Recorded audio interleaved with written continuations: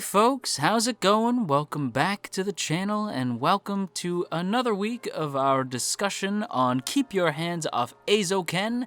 And today we are talking about episode 3, Let's Accomplish Something, which is, something I say to myself every day and then I accomplish little to nothing. I mean, I get these videos done every day, so that's gotta count for something. But before we get into the video proper, I do want to give a big thank you to those of you who shared last week's video over on Twitter, at Matthew3645, at BubbaLubber, at AnimeFan3535, at DeepNotThatDeep, at Pennywise, and at FireOtaku845. Thanks so much for sharing last week's video, everybody, and if you too would like to have your name shouted out in next week's Eizouken video, then be sure to share this video around on the internet, and then tag me at JoJo Talks Too Much over on Twitter, and I will be sure to shout your name out in next week's video. Alright, so getting into this week's episode of Eizouken, I have 3 things in particular that I would like to discuss with you all today.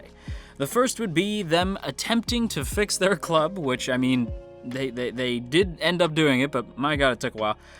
Then we gotta talk about the budget deliberation project that they work on, and it wouldn't be a video of mine if I didn't talk about ships at some point in a series, and yes, indeed, I have to talk about one particular ship when it comes to Eizouken. In fact, let's go ahead and start with that since it's the thing that I have the least amount to say, but I do think it's interesting enough to talk about this week since these aren't necessarily reviews of every episode, they're mostly just me checking in with the series week to week, and typically an episode drops in that week, so it just gives me time to kind of talk about things outside of the episode as well as things within the episode.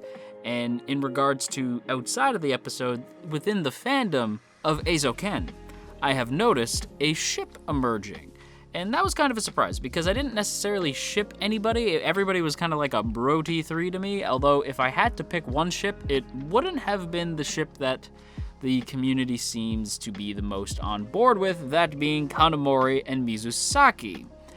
That is odd. I did not see that coming.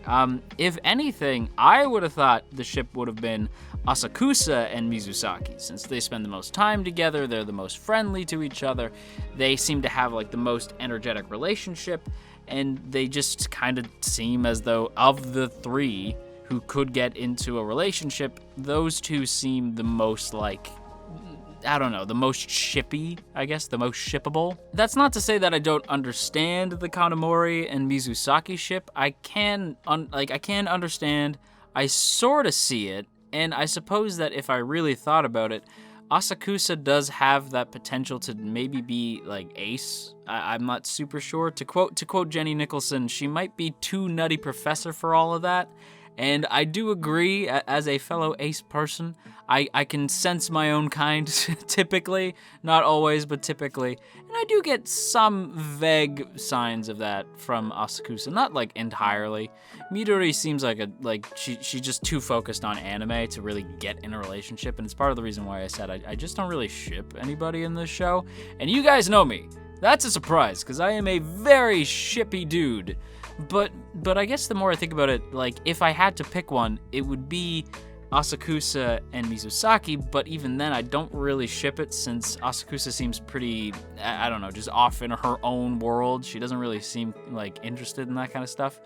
Of the 2 that do seem interested, it would be Mizusaki and Kanamori, and I can see it. I get how personality-wise it works, but within the show, I'm just not getting that at all.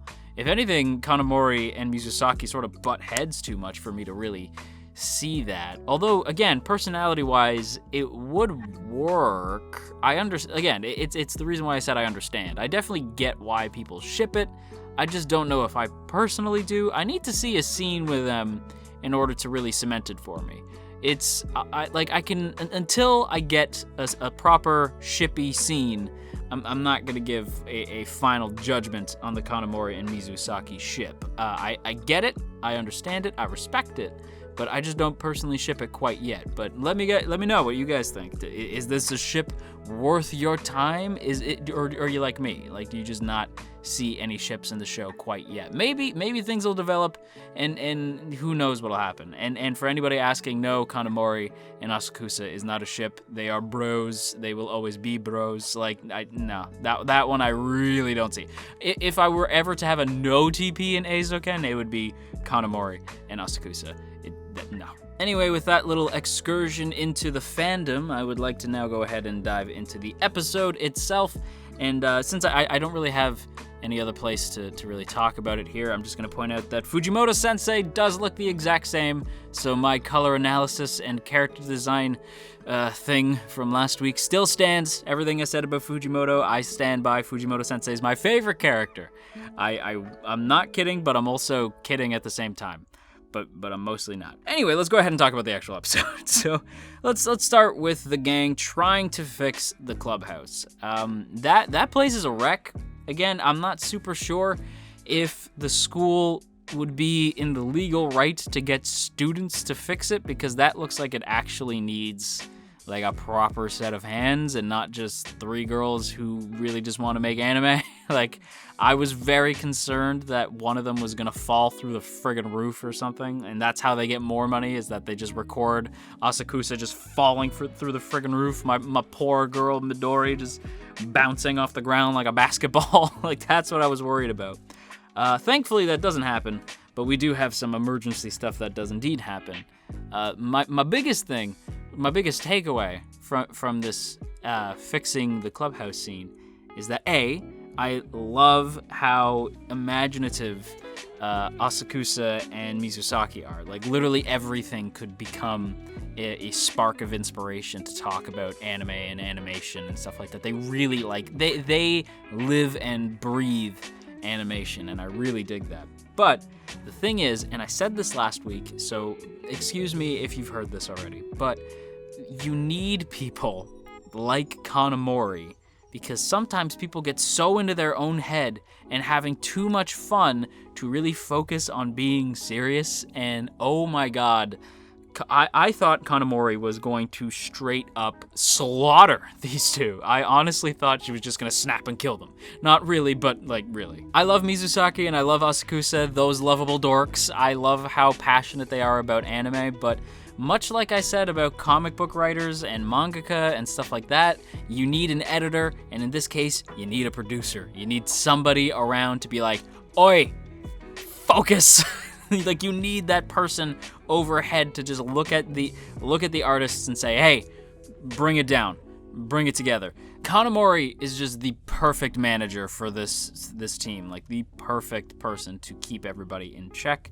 She does have that scene where she goes over why it is important to spend wisely within the group and how the group needs to stay focused. And of course, the other two are just talking about butterflies and raccoons that they see like hanging out around the clubhouse, to which Kanamori, again, I thought was going to kill them, but she does not, so thank goodness for that, because otherwise we wouldn't have a friggin' show.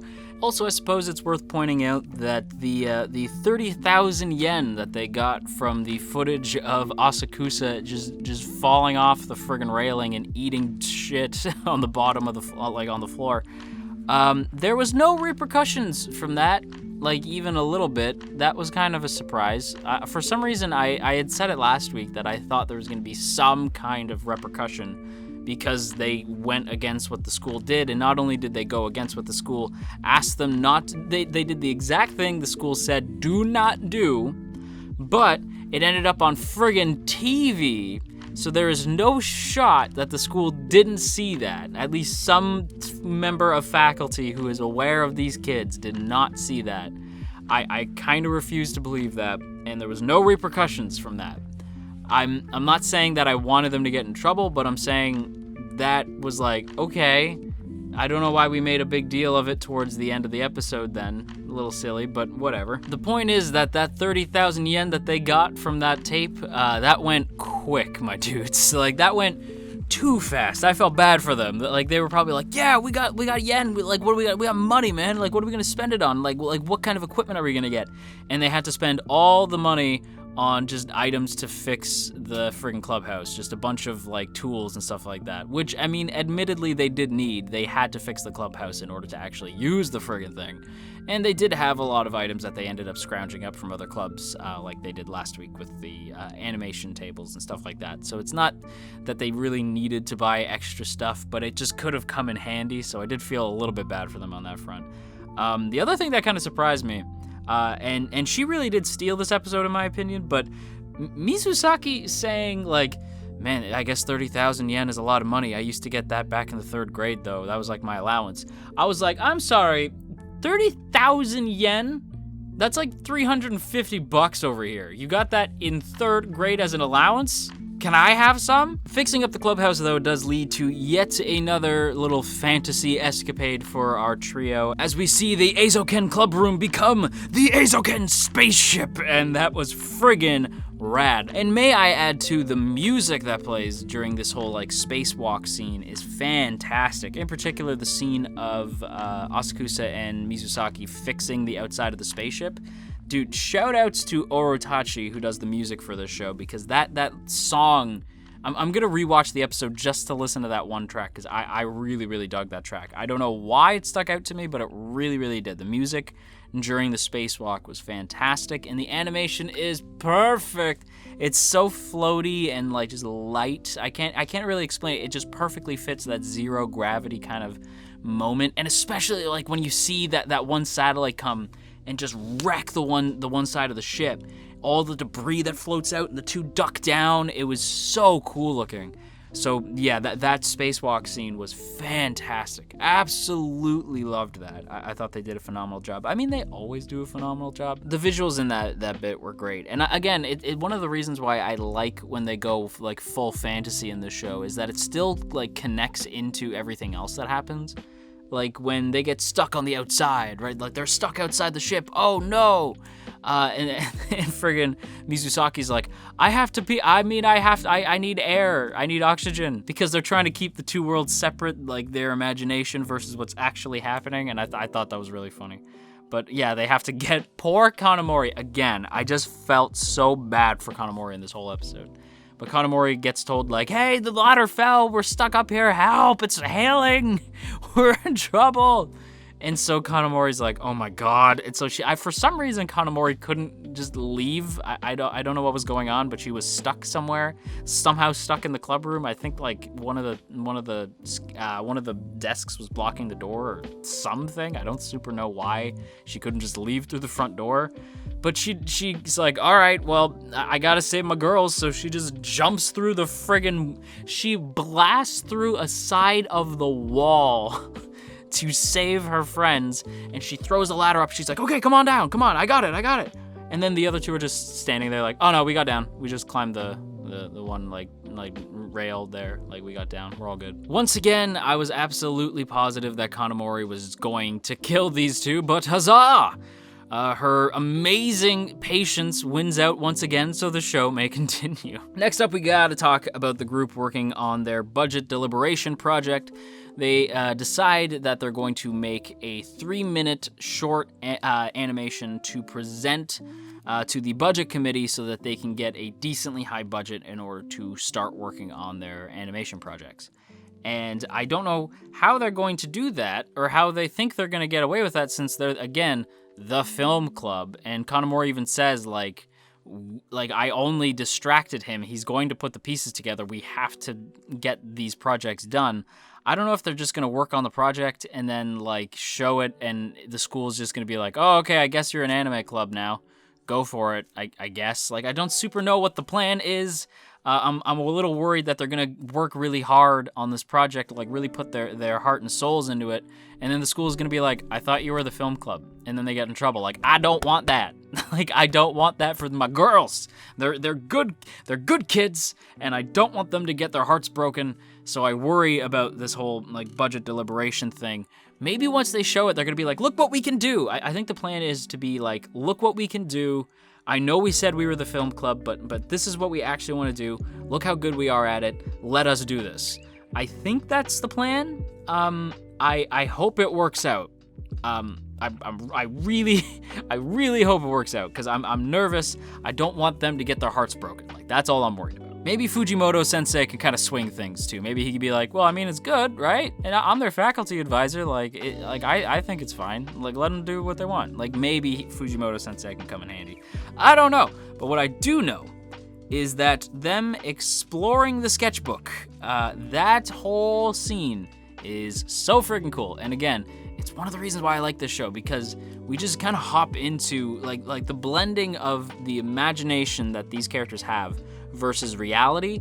Those two meshing together is always fun. And I loved seeing them like dive into the sketchbook. Not literally dive in, but like walking through the sketchbook, exploring it, hopping through the different drawings, and them like being smart and saying like, okay, this background's cool, but it would be really difficult to draw, so we're not going to use this background. We need something really simple, and they kind of settle on that one area where it was just a bunch of like square cube houses. And even Asakusa's like, yeah, this makes sense. This would be the easiest to draw, so yeah, let's go with this. So that was cool. What I also loved, and this is where my girl shines, again, I do think that she was the star of this episode, Mizusaki proclaiming to the heavens that animation is about movement. Animators need to make things move. That was great, because there's some anime that I watch where they are just pretty to look at, but the animation just ain't quite there. And that's not a knock against those shows. I usually like a lot of shows that just have really good art. If a show has really good art, then I am content. If you give me good art and solid characters, I don't really care if it moves too much. I would prefer it to move, but if it doesn't move, I can be okay with it. But the best of the best of the best have great art, great story, great characters, and of course, great animation. It's called anime, so it should have animation in it. And this is where I bring up the whole shipping thing again, because this is the moment that I was talking about earlier, where I said that Kanamori and Mizusaki seem like they butt heads more than they even really get along. And yeah, like the scene where Kanamori's like, okay, yeah, but running down a hill and falling down, that's not exactly like, that's kind of bland. Like, what are we gonna do with that? And Mizusaki rightfully says, like, yeah, it seems like a mundane task in real life to run down a hill or to fall down, but when you animate it, it can look stunning. Like part of the fun of animation is heightening reality, like to heighten your basic everyday stuff. It's why like so many animation fans end up falling for shows that are typically mundane. A lot of slice of life shows have these insane animation teams working on them, and they look beautiful. So again, I do totally side with Mizusaki on this. You can make the most mundane task look stunning if you want to. Great animators can make like anything as boring as sitting around doing nothing look great. Or in the case of Mizusaki's example, aka the summer anime special, I don't know where this came from, but Mizusaki points out that samurais swinging swords can look friggin' rad, and I mean, we're anime fans. We knew that. But what we didn't know, or at least I didn't know, this was kind of interesting, and I guess it makes sense. I don't know why I didn't consider this, but animators, if they have it on hand, couldn't like swing a sword around to get an idea of how their characters would move. And as Mizusaki brings up, being an animator is sort of like being an actor, because you need to know how your drawings are going to move, how you're going to animate those characters, and how their personality will come out through that movement, through that animation. I thought that was really cool. I didn't know that. I'm learning things. This is fun. Knowledge is power, my friends. But yeah, I thought that was cool. I like the fact that she points out like animators will swing swords by their desk just to get an idea of how to move. Animators need to move things. We can't just have this 3-minute short be a bunch of stills. It's gotta move. It's gotta have a lot of motion in it, especially if it's only 3 minutes. This thing's gotta fly. It's gotta look cool. And oh my goodness, does it ever look cool. Now, I have my doubts that this is actually what the finished project is gonna look like. I hope it looks like that, because it looked friggin' phenomenal. But the whole girl in gas mask thing versus tank, that looked brilliant. I saw that and I had this thought. I was sitting there with a warm cup of tea, just enjoying the episode, really soaking in this like dope storyboard animation thing. It looked friggin' great. And I couldn't help but sit there going, yeah, a lot of the folks over at Sakagaboru are probably fainting right now. Because like honestly, it just moves with such grace, and it's so action-packed. It looks so cool. And like seeing like the actual like sketchiness of it.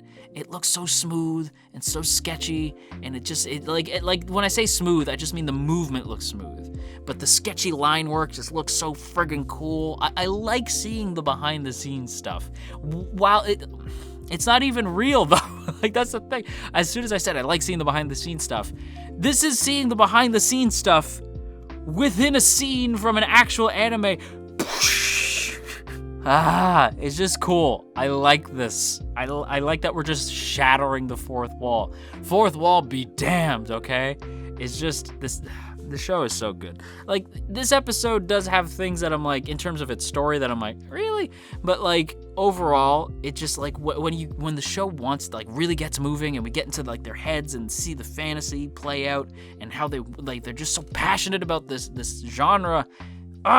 It's just such a good show. I really like this show. I was almost gonna give this, like I was debating, like, was this good or was this great? And at first I was leaning towards good because there's some story beats that I'm like, really? Like the whole like 300 yen thing. I was like, really? There's no repercussions for that?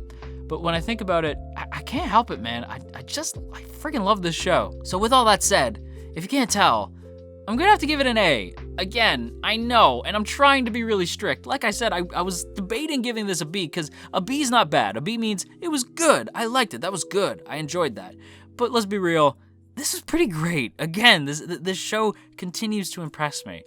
I don't know if it will eventually fall into like, yeah, that was good. I enjoyed that. Or if it's gonna continue to be like, holy crap, that was really great. I don't know, but yeah, holy crap, that was really great. And that's going to do it for today's video, everybody, so I hope you guys enjoyed, and before we go, as always, I have to give a big thank you to the good folks over on Patreon, especially those in the Earl Grey tier: Andrew W., Calvin A., Crowbar of Irony, Daniel G., Digger the Fox, Dominic G., Ionos, Urza, Ginkutaku, Godzilla Fan, No For Nothing, Maria Teresa, Marshall B., Mirth Mouser, Cell, Shadow Creative, Sipco Games, Somastan, Stephen G, Sakochi, Tristan G, and Verdon. A huge thank you to all of you in the T Squadron for your continued support, and if you too would like to join the T Squadron, then be sure to check out the first link in the description to check out our Patreon page, see all the cool rewards you can get over there, as well as access to our Patreon exclusive Discord for as little as $1 a month. And with that said, we're gonna wrap up today's video, everybody, so thank you all once again for watching, and if you are feeling stressed out today, then you go have yourself a warm cup of tea, and I will talk to you all again real soon.